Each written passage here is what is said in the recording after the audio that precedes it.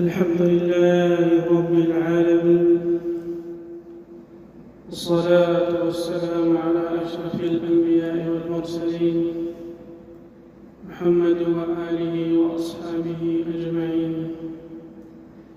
أما بعد، فأعوذ بالله السميع العليم من الشيطان الرجيم. بسم الله الرحمن الرحيم. ولقد يسرنا القرآن للذكر فهل من مدكر.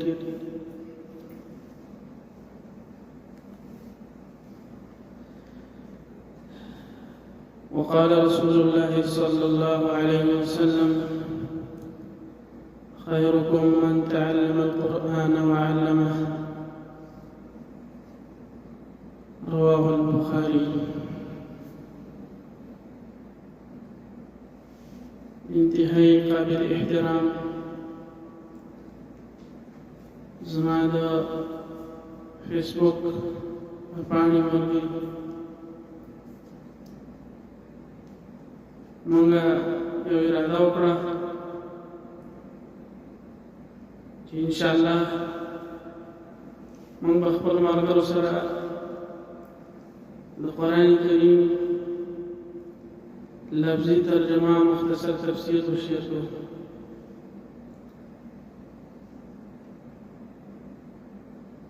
ځکه چې دا وخت زمانه روانه ده،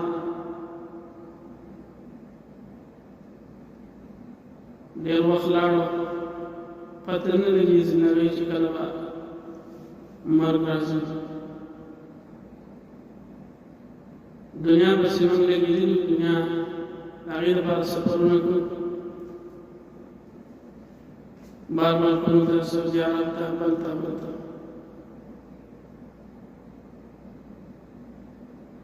نو ما اراده وکړه چې یاره څه نه څه خدمت هغه موږ د قرآن وکړو.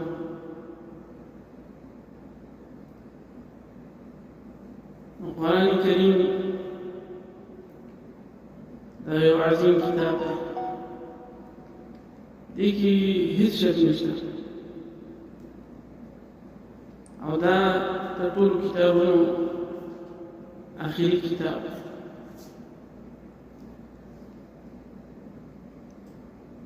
او د نبی صلی الله علیه وسلم چې دا په نبی صلی الله علیه وسلم باندې نازل شوی دی. نبی صلی الله علیه وسلم آخری نبی دی، نو دا کتاب دا آخری کتاب دی، دارنګه دا امت آخری امت دی.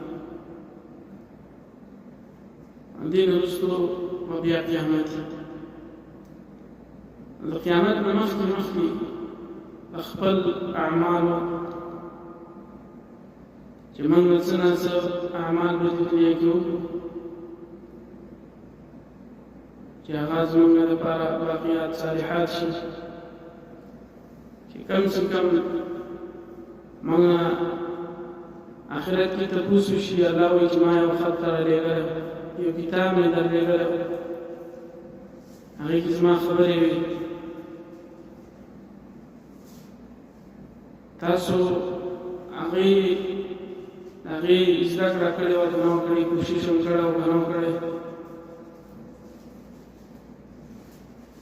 نو چې کم سے کم که ټول علوم موږ نشو زده کولی د قرآن تفسیر لپاره چې هغه علماء کرامو ذکر کړي، قاضي بیزاوي رحمت الله علیه 14 علوم ذکر کړي تفسیر د قرآن لپاره. هغه تفسیر د مفسر لپاره پکار دی، عام کس لپاره او عام طالب لپاره هغه دومره قدر پکار دی چې هغه د قرآن لفظي ترجمه د قرآن کې موږ ته څه حکم کېږي، مقصد چې موږ هغه وپېژنو. د دې د وجې نه انشاءالله موږ نن اولنی درس دی او د پیر ورځ ده، او دا ورځ دا هم د ډېر عظیم شان ورځ ده، د دې خپل یو شان دی. ځکه چې په دې ورځ باندې نبي صلی الله علیه وسلم پیدا شو. دې خپل یو تعظیم دی. ان شاء الله موږ نن دې افتتاح وکړه او یو څو درسونه به موږ تمهیدي وکړو د قرآن د اصولو لپاره او د هغې نه وروسته به انشاءالله Low battery, please charge. انشاءالله بیا به موږ باقاعده ترجمه د فاتحې نه شروع کړو. وصلى الله على نبينا محمد وعلى آله وأصحابه أجمعين.